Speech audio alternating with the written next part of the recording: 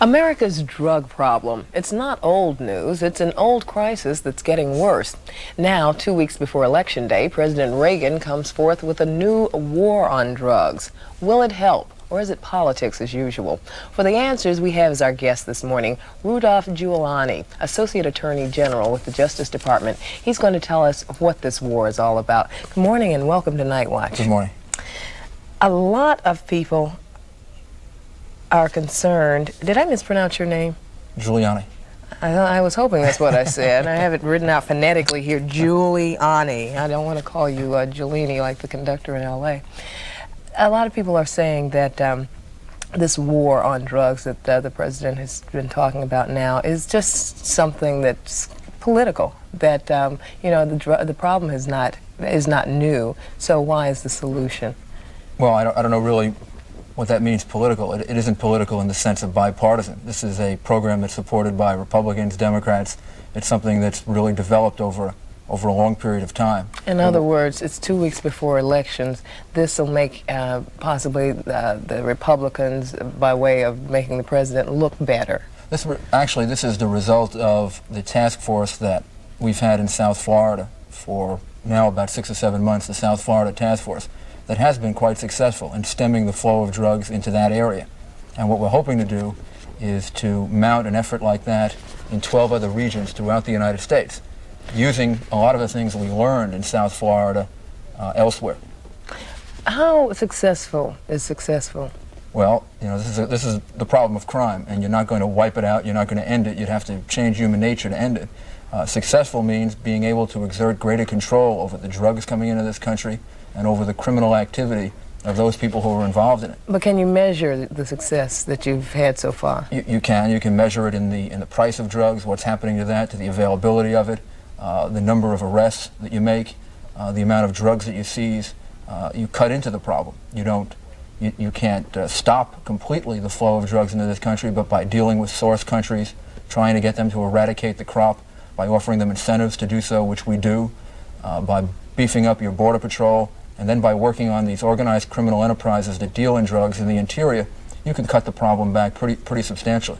What are the countries that we're really talking about when we talk about drugs? Well, it depends on the drug. If you're talking about cocaine and marijuana, you're principally talking about South American countries, Colombia being the principal one. If you're talking about heroin, then you're talking about Southeast Asia, the Golden Triangle, and then the transshipment countries, West Germany, Italy, France.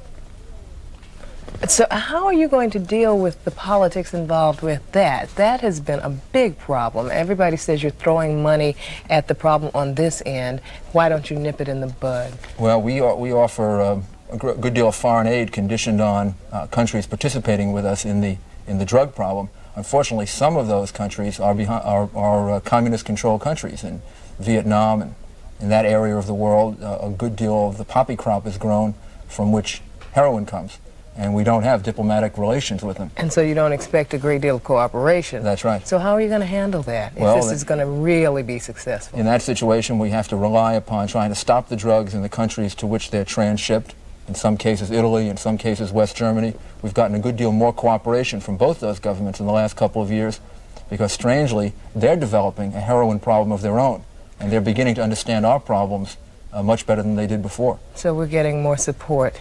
We're getting more support internationally than we ever have before on the drug problem because other countries are starting to feel those problems domestically, and therefore they're beginning to understand ours. You seem to be real optimistic about this new money and this new program. We're talking maybe $200 million. Is that really enough to be serious about this? Yes, it is, and you have to see that relative to where we stand. That permits us an over 10% increase in the overall size of the FBI and the DEA. It permits us about a 25 to 30% increase in the number of federal agents that we have available to do drug work. That's a big infusion of manpower very quickly, 25 to 30% increase in the number of federal agents that we will have available to do drug work. A lot of those agents are going to be brand new. What can we expect from baby agents? Well, we're going to have to phase them in. We will use experienced agents in these task forces that will be set up in 12 places all over the country. They'll have a minimum of 100 agents in each one of the task forces, and we'll take experienced agents and put them in the task force and then backfill. In other words, they'll be taken off other assignments, and we will hire younger agents and train them and then work them into drug work. We're not We'll going be to throw back to talk about some more about this drug problem and President Reagan's war on it when we come back to Night Watch. According to New York law enforcement officials, illegal drug trade in the United States totals $90 billion a year.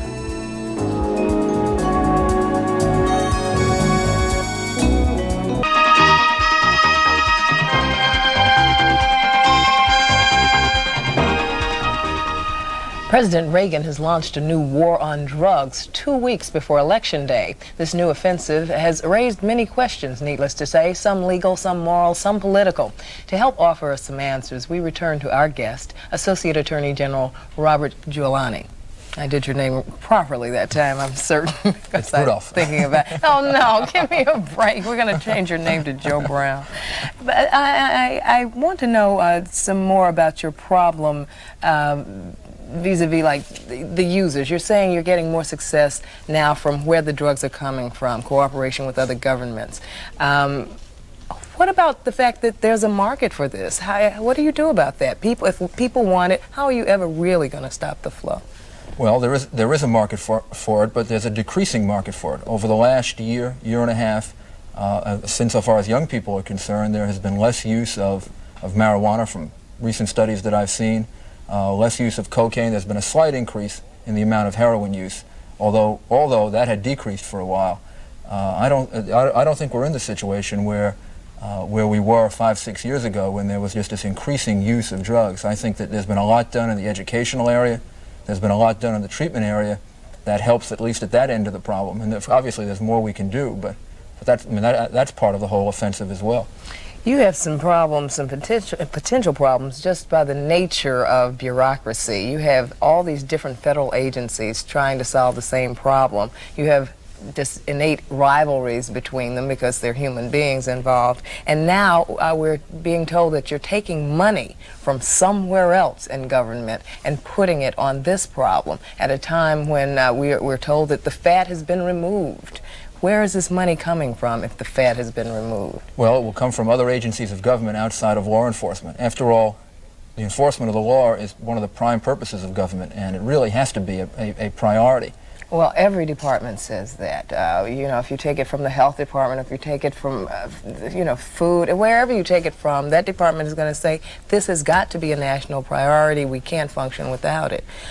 Well, you know, I know that you're happy that you're getting the money, but what about the people who are losing it, the departments that are losing it? Well, there's no doubt that those arguments can be made for almost any function of government. But if you go back to the core of government, why it was established to protect people from predators from within and invaders from without. I mean, that's the whole purpose of government, is to give people protection from crime. And this is probably the most important contribution the federal government can make, is to deal with the drug problem, to deal with the drug pushers and the drug dealers, to try to apprehend them. We can't apprehend all of them, and then to put them in jail and in prisons for long periods of time. Now, you say you don't think this was political, since Democrats and Republicans are interested in solving the problem, but the president has been talking about solving this problem for a long time. If it was an old priority, why wasn't it in the budget? Well, this is something that developed over a period of time. We've done things like bring the FBI into drug enforcement for the first time. We did that 9 months ago to try to solve some of the problems you mentioned before of competition between federal agencies. We've established law enforcement coordinating committees in 94 districts all throughout the United States to bring together state and local law enforcement. We established a South Florida task force. That was very successful, but it diverted a lot of drug shipments into other areas of the United States. These 12 task forces that will be a big infusion of new manpower were the natural development of all of that. It was the lessons we learned in those other areas that showed us the way to do it. And this is not just a half-baked plan to use up manpower. This is a very specific, very focused kind of activity to deal with. And you think the job can be done? I'm absolutely certain it can be done. I've seen it done before, and I think South Florida is a good example of how it can be done. Rudolph Giuliani, thank you so much for being with us here on Nightwatch this morning. Thank you for having me.